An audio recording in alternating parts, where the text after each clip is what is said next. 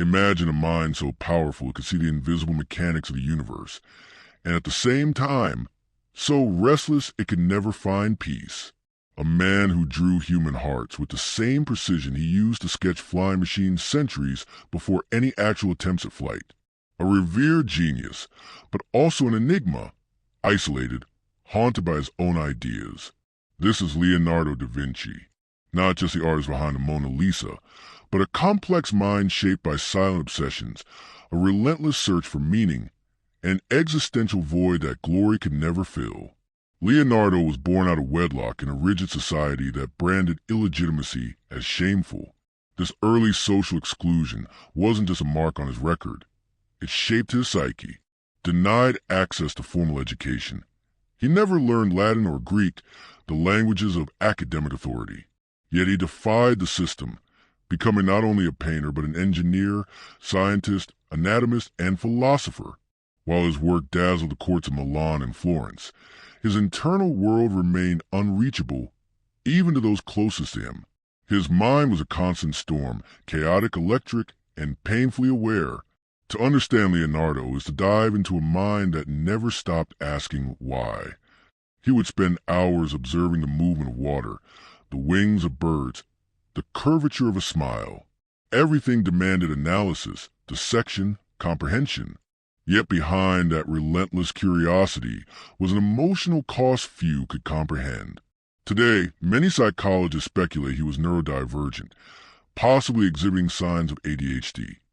Easily distracted, chronically unfinished, obsessively drawn at every detail, yet unable to finalize projects. Out of hundreds of notebooks, few were ever published or even organized. His creativity came not in a stream, but in an uncontrollable flood. He was addicted to knowledge, but more than that, to understanding. His notes show thousands of observations, how muscles contract, how light bounces off the eye, how a fetus forms in the womb. And yet, as much as he studied life, he lived detached from it. His relationships were sparse, his letters few. He loved from a distance and trusted even fewer. The mind that could design futuristic cities could barely tolerate the constraints of ordinary interaction. Leonardo was alone not by fate, but by necessity. No one could follow him where he went, into the raw machinery of the world. His quest for truth had no boundaries. He dissected corpses to learn anatomy. He experimented with optics and hydraulics before those were even fields. He sketched weapons of war, even as he detested conflict. He could be commissioned for portraits and then abandon them to study how eyelids move when someone laughs. His soul was never fully present in the material world. He existed somewhere between the abstract and the empirical, between art and engineering, between inspiration and obsession.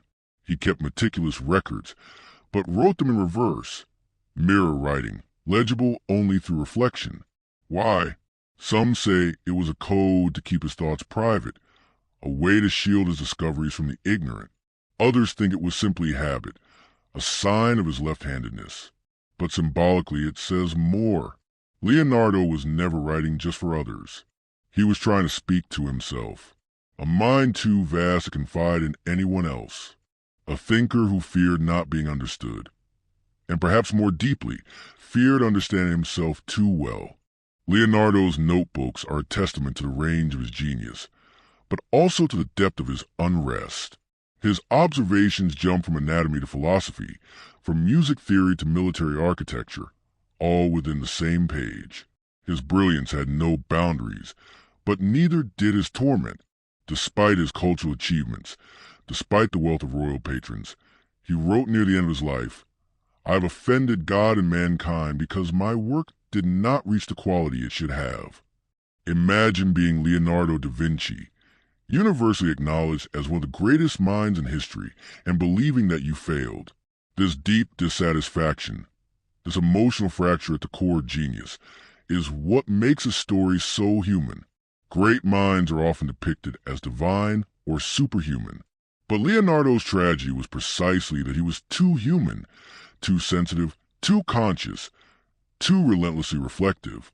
He was both the observer and the observed, the creator and the critic, the builder and the destroyer of his own satisfaction.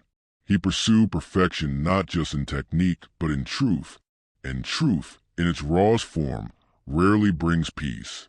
Perhaps his sexual identity added another layer to his psychological isolation.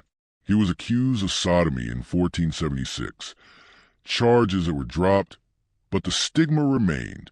There are no confirmed romantic relationships in his life. Love, if it existed, remained encrypted in glances and silences. He poured intimacy into his work, not into people. He painted Mona Lisa with a smile so enigmatic it still defies interpretation, as if even in art he chose mystery over confession.